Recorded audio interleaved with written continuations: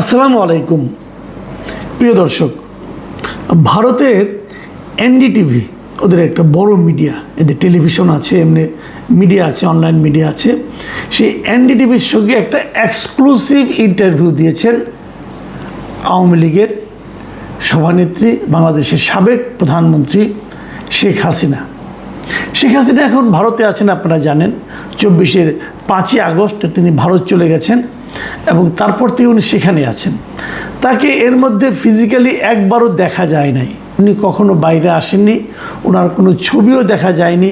উনি কোথায় আছেন, কিভাবে আছেন, এটা সুনির্দিষ্টভাবে কেউ বলতে পারেন না। তবে ভারতে আছেন এটা নিশ্চিত। ভারতে যে সরকার আছেন তাদের অতিথি হিসেবে উনি ভারতে আছেন। বাংলাদেশ সরকার এর মধ্যে বলেছেন যে তাকে আমাদের দেশে ফেরত দেওয়ার জন্য, সে বিষয়ে অবশ্য কোনো খবর পাওয়া যায়নি। তো উনি ওখানে বসে এনডিটিভিকে একটা এক্সক্লুসিভ ইন্টারভিউ দিয়েছেন এবং ইন্টারভিউটা নেওয়া হয়েছে এভাবে, ওখানে কোনো শেখ হাসিনার বর্তমান সময়ের কোনো ছবিও ছাপা হয়নি। ওনারা প্রশ্নগুলো ওনাকে পাঠিয়েছিলেন, মানে এনডিটিভি প্রশ্নগুলো পাঠিয়েছিলেন শেখ হাসিনাকে। এনডিটিভির পক্ষে এটা রিপোর্ট করেছে নেহা চন্দ্রা, উনি করেছেন। আজকে 29শে জুন এটা এনডিটিভিতে প্রচারিত হয়েছে, মানে গভীর রাতে আর কি, আমাদের সময় 28 তারিখ দিবাগত রাত 12টা 27 মিনিট এটা ওরা অন এয়ার করেছে। সেখানে এই ইন্টারভিউটা ওনারা লিখিত আগের প্রশ্নগুলো পাঠিয়েছিলেন ইমেইলের মাধ্যমে। শেখ হাসিনা সেটাকে ইমেইলের মাধ্যমেই জবাবটা দিয়েছেন। এই বড় ইন্টারভিউ, অনেক বড় ইন্টারভিউ, আপনারা পাবেন, ইন্টারনেটে গেলেই পাবেন, চেক করলে পাবেন। সেখানে অনেক কথা উনি বলেছেন। ইন্টারভিউটার শিরোনাম হলো I will return to my country this ইয়ার, আমি এবছরই আমার দেশে ফিরে যাব। এই হলো শেখ হাসিনার মূল বক্তব্য, এটা তার শিরোনাম করেছে।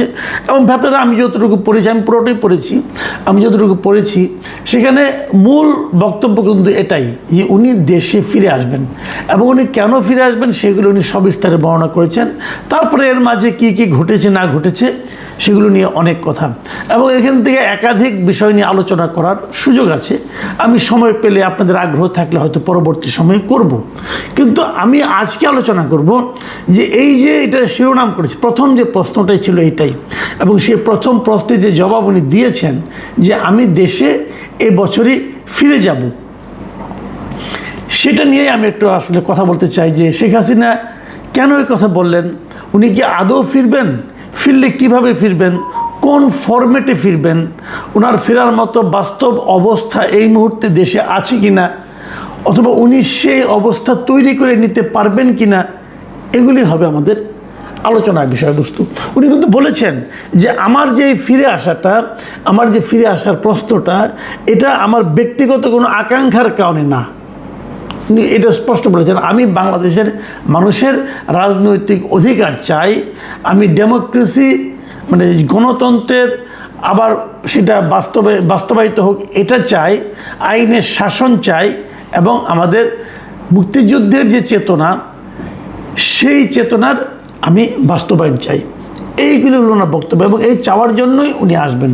প্রশ্ন কিন্তু উঠবে যে আপনি তো 15 বছর ক্ষমতায় ছিলেন, তখন এইগুলোর কোনটা ছিল? ডেমোক্রেসি ছিল? মানুষের কি রাজনৈতিক অধিকার, গণতান্ত্রিক অধিকার ছিল? মানুষ কি নির্বিঘ্নে ভোট দিতে পারত? এই প্রশ্নগুলো কিন্তু আসবে, যেহেতু উনি এই কথাটাই প্রথমে বলছেন যে উনি নিজের ব্যক্তিগত আকাঙ্ক্ষার কারণে আসবেন না, এই সমস্ত কারণে আসবেন। তো এই সমস্ত কারণে যেটা আপনি জনগণকে দিতে চাচ্ছেন, যখন আপনি ক্ষমতায় ছিলেন তখন কি আপনি এগুলো দিতেন? এটা কিন্তু মানুষের রাজনৈতিক অধিকারকে আপনি দিতেন না। এখন আপনি বলবেন যে আমি তো আমার রাজনৈতিক অধিকার পাচ্ছি না, এটা সত্য, আপনিও পাচ্ছেন না। যে অন্যায়টা আপনি করেছেন সে অন্যায়টা আপনার দলের প্রতি কিন্তু এখন করা হচ্ছে।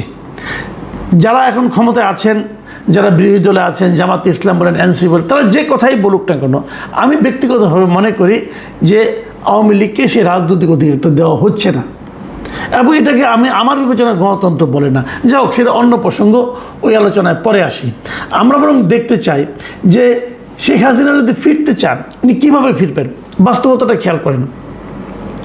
শেখ হাসিনা তো এরই মধ্যে ওনার বিরুদ্ধে একটা মামলার রায় হয়েছে, সেই মামলায় ওনার বিরুদ্ধে ফাঁসির দণ্ডাদেশ দেওয়া হয়েছে, মানে উনি এলে উনি ফাঁসির আসামি হিসাবে দেশে ঢুকবেন। এবং তারপর উনি যদি বলেন যে না, আসামি তো নিম্ন আদালতে হয়েছে, আইসিটিতে হয়েছে, আমি এটা উচ্চ আদালতে আপিল করব, আইন নিয়ে লড়াই লড়ব, সেই সুযোগ তো অবশ্যই উনি পাবেন। কিন্তু এতদিনে সেটা আপিল করার সময় আছে কি না আমি ঠিক জানি না।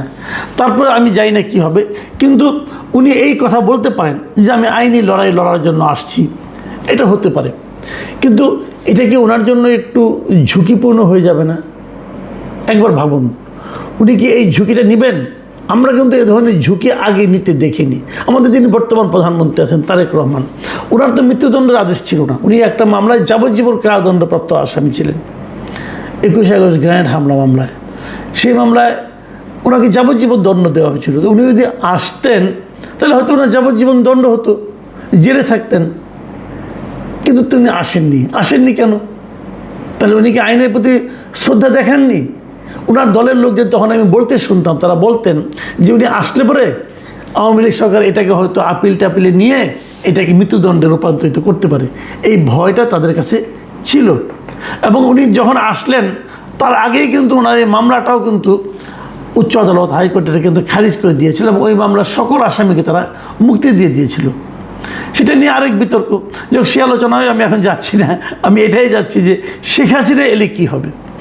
এখন অনেকে আবার এমনও বলছেন, আমার এই পরিচিত অনেকে আমাকে বলেছেন যে এই যে শেখ হাসিনা মাঝে মাঝে বলেন আমি আসবো, আগে এক সময় কিন্তু বলতেন, একবার বলেছিলেন একটা ইন্টারভিউতে যে আমি আশেপাশে আসি, চট করে ঢুকে পড়বো। সেই চট করে ঢুকে পড়ার পরেও কিন্তু 1 বছরের বেশি সময় পার হয়ে গেছে, এখন ওই চট করে ঢোকাটা ওনার হয়নি। এটা নিয়ে কিন্তু অনেকে আমি ট্রল করতে দেখেছি। এবং এই সমস্ত প্রসঙ্গ যখন উঠে, ধরেন একটা জায়গায় বসে আছেন আপনি 10-12 জন লোক, ওখানে হয়তো আপনাদের খুব ক্লোজ লোক, ধরেন ওখানে হয়তো একজন লোক 2 জন লোক হয়তো আওয়ামী লীগ করতো, তখন আপনি কিন্তু ধরেন বলেন কই তোমার নেতৃত্বে চট করে ঢুকে পড়লো না, তারা কিন্তু একটু বিব্রত হন, তাই না? বাট উনি কিন্তু বলেছিলেন চট করে ঢুকে পড়বেন। এখন আবার বলছেন এবছরই ঢুকবেন, তার মানে হাতে ওনার কিন্তু এবছর যদি ঢুকেন তার মানে কি ডিসেম্বরের 31 তারিখের মধ্যে ঢুকবেন, তার মানে 5 মাস। আগামী 5 মাসে কি এমন কিছু ঘটবে যে কারণে উনি আসতে পারবেন? উনি কি সেই ধরনের কোনো পরিকল্পনা করছেন, প্রত্যাশা করছেন? কিভাবে সেটা সম্ভব? উনি কি ভারতের কাছ থেকে এই ধরনের হেল্প চাচ্ছেন? সেটাও কিন্তু দেখতে হবে। দেখেন আমরা কিন্তু দেখেছি যে অন্তর্বর্তীকালীন সরকার আসার পর, মানে শেখ হাসিনার বিদায়ের পর আমাদের এখানে যে সরকারটা এসেছে তার সঙ্গে ভারতের সম্পর্ক ছিল খুবই খারাপ, মানে এত খারাপ আর কখনো ছিল না। সেটা কিন্তু এখন একটু একটু করে স্বাভাবিক হচ্ছে। আপনারা জানেন যে এই মাসের 28 তারিখ থেকে ভারত তাদের দেশে আমাদের বাংলাদেশিদের জন্য পর্যটন ভিসা, ট্যুরিস্ট ভিসা ওপেন করে দিচ্ছে। তার মানে এটা কিন্তু একটা বড় ইন্ডিকেশন যে ভারতের সঙ্গে আমাদের সম্পর্ক স্বাভাবিক হচ্ছে। যখন ভারতের সঙ্গে আমার সম্পর্ক খুবই খারাপ ছিল তখনই কোনো টাইম লিমিট দেন নাই যে কবে আসবেন। যখন সম্পর্কটা স্বাভাবিক হচ্ছে এই সময়ে তিনি টাইম লিমিট দিলেন যে আমি এই বছরের মধ্যে ঢুকব। তাহলে কি ওনার সঙ্গে সরকারের কোনো আলোচনা হয়েছে, অথবা ওনার সঙ্গে ভারতের মাধ্যমে এই বর্তমান বিএনপি সরকারের সঙ্গে কোনো আলোচনা হয়েছে? এটাও কিন্তু অনেকে বলতে পারেন, হতেও পারে নাও হতে পারে, আমরা তো জানবো না আপাতত। কিন্তু ওনার এই কথা থেকে কিন্তু এই প্রশ্নটা উঠছে। এই ধরনের প্রশ্ন ওনাকেও করা হয়েছিল। উনি বলছেন যে উনি কারোর সঙ্গে আতাত করে আসছেন না। যারা আমরা দেখেছি আমাদের ইতিহাসে যারা সবচেয়ে বেশি আতাত করে কিছু করেন তাকেও যদি জিজ্ঞাসা করা হয় উনি বলেন যে না, আমি কোনো আতাত করে আসছি না, আমি জনগণের শক্তি নিয়ে আসছি। হ্যাঁ, এটা একটা ব্যাপার বটে। উনি কি জনগণের শক্তি নিয়ে আসছেন? জনগণের শক্তি কি ওনার পক্ষে এখন বাংলাদেশে প্রস্তুত হয়ে আছে? বাংলাদেশে ওনার যে পলিটিক্যাল পার্টি আওয়ামী লীগ, তাদের কিন্তু রাজনৈতিক কর্মকাণ্ড বাংলাদেশে একেবারেই নিষিদ্ধ। ওনাদের বিরুদ্ধে, ওনাদের দলের বিরুদ্ধে একটা বিচার শুরু হয়েছে। সেই বিচারের রায় কি হবে না হবে আমরা এখনও জানি না। যদি সেই বিচারের রায় না হওয়া পর্যন্ত ওনাদের দলের রাজনৈতিক কর্মকাণ্ড বাংলাদেশে এখন স্থগিত আছে। তাহলে ওনার দল তো রাস্তায় বেরোতে পারে না, ওনার দল তো ওনার নামে একটা স্লোগান দিতে পারে না। তাহলে উনি যদি আসেন, ধরা যাক উনি প্লেনে করে আসলেন, এয়ারপোর্টে নামলে ওনাকে কে অভ্যর্থনা জানাতে যাবে? কারণ আওয়ামী লীগের লোকজন রাস্তায় তো নামতে পারে না, তাদের তো নামতে দেওয়া হয় না। তাহলে কে আসবে, কে ওনাকে অভ্যর্থনা জানাবেন? আমরা ধরে নিচ্ছি সরকার অভ্যর্থনা জানাবেন, মানে সরকার তাকে ধরে নিয়ে, যেহেতু ওনার বিরুদ্ধে ফাঁসির রায় আছে, ওনাকে নিয়ে তারা জেলে ঢোকাবেন। এটা কিন্তু সম্ভব। যদি জেলে ঢুকে যান তারপরে কী হবে, ওনাকে অপেক্ষা করতে হবে।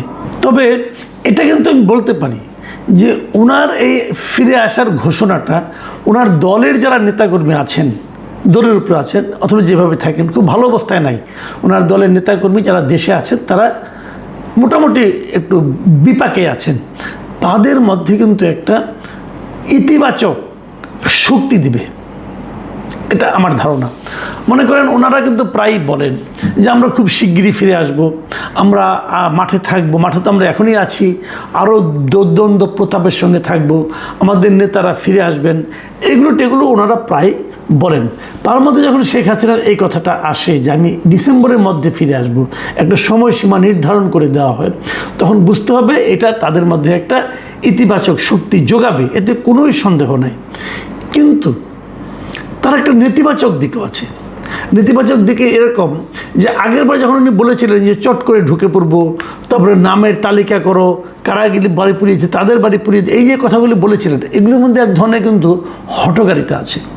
হঠকারিতা এই কারণে দেশের অনেক যারা নেতাকর্মী আছেন আওয়ামী লীগের, তারা হয়তো এটার উপর বিশ্বাস করে মাঠে নেমে যান, এবং তারা তখন কিন্তু প্রশাসন, সরকার, পুলিশ এদের দ্বারা নানাভাবে ভোগান্তির শিকার হন, দৌড়ের উপর থাকেন। অনেক আওয়ামী লীগের লিডার আছে আমি যাদেরকে চিনি না হয়তো বা, কিন্তু রাস্তাঘাটে দেখা হয়, আমার সঙ্গে দেখা হলে ওনারা এসে পরিচয় দেন, ভাই আমি তো অমুক জায়গার আওয়ামী লীগের লিডার। এরকম হয়তো ঢাকা শহরে অনেকে রিক্সা চালান, এমনও দেখেছি। থানা পর্যায়ের আওয়ামী লীগের নেতা ছিলেন মোটামুটি, এখন তারা ঢাকা শহরে রিক্সা চালাচ্ছেন, কিন্তু তারা কিন্তু অপেক্ষা আছে। তাদের সঙ্গে কথা বললে তাদের ভেতরে যে ক্ষোভটা, যে আগুনটা, সেটা কিন্তু আমি টের পাই। এবং তারা কিন্তু বলেন এটা যে আমরা এখন বিপাকে আছি, মামলাগুলি আছে, এই জন্য আমরা এখানে আছি, আমরা হয়তো অন্য কোনো বাড়িতে থাকতে পারতাম, লোকে এসে খোঁজ দিত, কিন্তু এখন যে অবস্থা আছে এটা কেউ হয়তো বিশ্বাসই করে না যে আমি এরকম করতে পারি, এটা আমি করছি, এটা আমাদের একটা স্ট্র্যাটেজি। তো এই বিষয়গুলো কিন্তু আমি দেখেছি ভাই, কাজেই সেটার একটা প্রেরণা হয়তো ওনারা পাবেন ওনার এই বক্তব্য থেকে, কিন্তু পাশাপাশি ওইটাও আছে যে তাদের স্বাভাবিক জীবনযাপনও কিন্তু ক্ষতিগ্রস্ত হচ্ছে। কাজে আপনার একটা কথা যেটা আপনি বাস্তবায়ন করতে পারবেন না, সেটা বলে এত লোকের স্বাভাবিক জীবনযাপনকে ক্ষতিগ্রস্ত করা, এটাও কি আপনার ঠিক হচ্ছে কিনা, এটাও আমি শেখ হাসিনাকে ভেবে দেখতে বলবো। কারণ আইনগতভাবে সরকার বিষয়টাকে নিয়ে গেছে, আইনে যদি বিচারে যদি বলা হয় না দল হিসেবে আওয়ামী লীগকে নিষিদ্ধ করার কোনো প্রয়োজন নাই, তাহলে তো আওয়ামী লীগ তখন তো ওপেন হয়ে গেল। তারপরে তো রাজনৈতিক কর্মকাণ্ডের মাধ্যমে আপনার অথবা অন্য কারো ফিরে আসা অথবা দল গঠিত হওয়া, সেগুলো নির্ভর করে।